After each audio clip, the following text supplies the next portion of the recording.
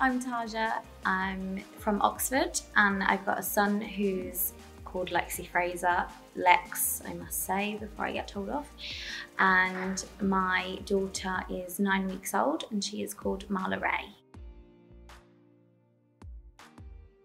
So me and my partner decided quite early on that we wanted to try for a baby. The first 2 pregnancies we had a miscarriage. The first one was 4 weeks, the second one was 5 weeks. The third time we conceived, we had gone past that stage. We got to 8 weeks. That happened on Christmas morning, which to anyone that has children knows that's all about being happy and family, and if you've got other children, you don't have time to stop. You need to put on your happy face and just get on with the day. And I think for us, that's what we did. And I think we did that even for a little bit of time after Christmas, because I think it just felt easier rather than dealing with the initial feelings. We put sort of trying for a baby on the back burner, the whole grueling, following your periods and your ovulation pattern, and everything's on a calendar, and we just decided to not do that because the pressure was quite overwhelming at that point. Then we got on with life. My son had a residential school trip coming up, so we was all focusing on that. He was so excited. We didn't need to be parents for an evening, so we just decided to go and have a nice meal. And then on the way home, Aaron was like, I need to run in the shop. So I was like, okay. And when we got home, he put 2 pregnancy tests on the table. And he was like, you need to do these. And I was like, no, I don't. I'm not pregnant. I'm not doing this again. Like, this is just too much. He was like, no, you've been so moody. And I was like, oh, okay. So I did. I was chatting away on the phone. My mum was on holiday in Cyprus with my nan, and they were, you know, that's how unimportant at that point it was to me. You know, if I really thought this is it, I would never have been doing that. And I was like, it's positive. And I was screaming, and Aaron was like, what? What does that mean? And I was like, it's positive. Like, he was like, what? We're having a baby. And I was like, no, I'm not listening to that. I was like, no. He was like, you've got the other test, do it. I was like, no, I'll do it tomorrow. It's nighttime. You know, tests often say do it in the morning and all that stuff. So the next morning, I got up and I'd had about 20 texts from Aaron. Have you done it yet? Have you done it yet? And then I did it, and it was exactly the same. I still wouldn't let myself believe it. I was like, I haven't seen a doctor. So, and he was like, oh, come on, like, we're having a baby. And I was like, no. I was like, no, I haven't seen a doctor, so until I see the doctor. So he was like, ring the doctor now.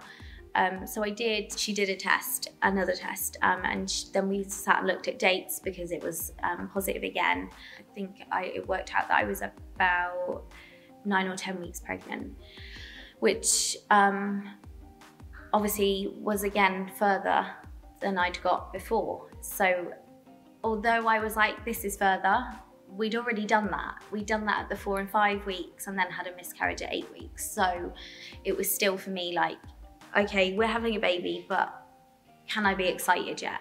No, because I've got this huge worry over me of like, I let myself get excited and then it's even further to drop. I think it was only like 2 or 3 weeks, but it seemed like forever to get my dating scan. And when we went to go in, and I was all nervous and really upset, and then obviously found out that Aaron couldn't come into the scan with me because we are in a pandemic. And I was still at the stage of thinking, they're gonna do the scan and there's gonna be something wrong, there's not gonna be a baby, or there's not. So as soon as I see the baby on the screen, just the tiny little thing, it was so different. It was like, there it is. Like, it was a real high moment, but it was bittersweet because obviously Aaron couldn't be there. But what was good is I got as many pictures as I possibly could, and Aaron was sort of sat frantically waiting in the car, like, hurry up. So when I came out, I was showing him, and then we both sat in the car and actually just had a little emotional moment, which was really nice, actually. To get to the point where we're now looking at our baby on a scan was a whole new level for us. you still have that excitement. You still know at this point, I have my baby in my tummy and we're okay.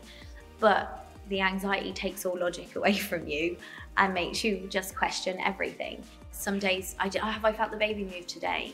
And I didn't know whether there was something wrong. All the time I felt just so anxious. And I think that was just because of what had happened before with the miscarriages. On top of all the worry we had, I had a bit of a tough time with, I have inflammatory bowel disease.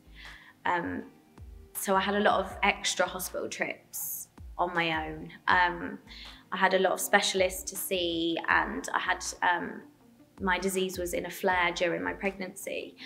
That made things a lot more difficult because I also had to go on 3 courses of steroids throughout pregnancy, which on top of pregnancy hormones means that you're extra moody as well, and you want to eat all the time. So now I was probably in for 5 instead of just 2.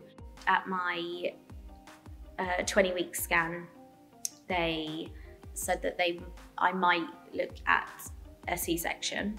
I had to see a specialist, and she gave me what the pros and cons were of the choice of a natural birth or a C-section.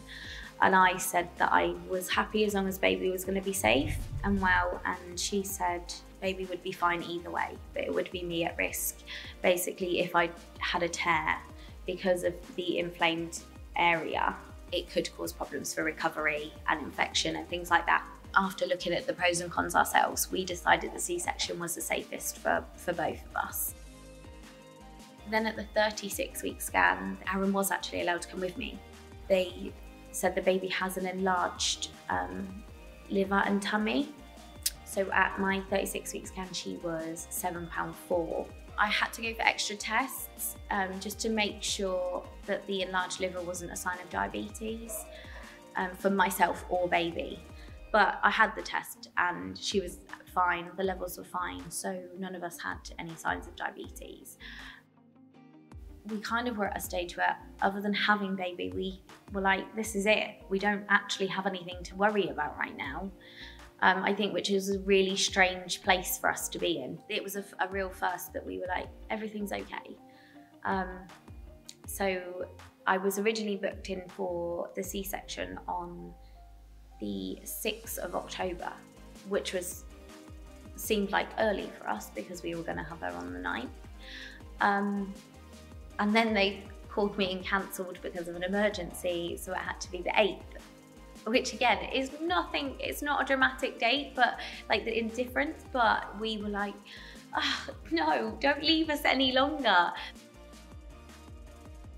The morning of the planned C-section, I actually woke up at about 4:20 and just felt a bit strange, so got up for the usual 195 toilet trips that you need to take, and as I sat on the toilet I thought, that's definitely not normal, and then I felt like some trickling. My waters had broke and I was at about 20 minutes apart with contractions, so obviously nothing to worry about. I had to wake Aaron up with this news, and I knew that was going to be exciting because he's a panicker as well. So I just sort of woke him and he shot up out of bed and was like, what, the baby's coming? And I was like, no, I spoke to the hospital. The C-section is to go ahead as planned, providing nothing changes. So we had to sit and just wait for these hours to go by while still keeping a track of the contractions and stuff. So we arrived at the hospital, mixed emotions, obviously quite scared because new C-sections, not something that any of us had experienced. I did, however, get to queue jump because there was lots of people in for C-sections or something, but because my contractions at this point were about 8 minutes apart and my waters had broke, it meant that they wanted to get me in sooner rather than later. So I walked into theatre, which again was a really odd thing. You don't normally walk yourself in and know that you're going to leave with a baby in this room. Like, it was just really strange. It was so like clockwork rather than a natural labour. You know, everything, you don't know what's going to happen, and you're here, there, you're moving positions, and but it was very much, you know, sit on the bed, we're going to do this, we're going to put the needles in your back, then we're going to spray some numbing, you know, it was all planned out step by step, which was nice because there wasn't room for anything to go wrong. And I think for us, with the worry that we'd had the whole way through, that was probably the best thing that could have happened, because otherwise I think the worry would have just consumed us and it would have took all the niceness out of it. Then we were at that point where there was the blue screen up, and the anaesthetist had said, in a minute you're going to hear some suction noises and then you'll meet your baby. And at that point I was like, what? No, this is too soon. Like, this has all happened really quickly. And I just expected the procedure to be longer. You would think, you know, removing a baby from your tummy would take longer. But he was right. We heard these suction noises and they lifted the baby up, and Aaron just went, she's a girl. And we were both just, I don't know, the happiness, which I was worried about not feeling at first because I hadn't had all the emotional roller coaster of labour. So at first I was feeling like, why am I not more emotional right now? I'm laid on here, I know I'm going to meet my baby. Why do I not feel like, why am I not crying? Why am I not? But the moment that they lifted her up, it was like a Simba moment from The Lion King. She was there and she was crying and she was in all her glory. We were both just in tears. We were so overjoyed.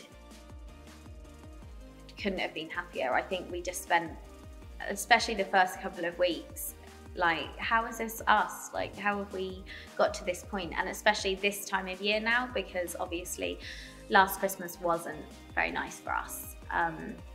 So this Christmas is going to be totally different. It's our baby's first Christmas. We're all going to be together and happy, and we've got our little special personalised Christmas baubles on the tree, and we've got baby's first Christmas stocking and things like that. We're starting the new year in a really good place.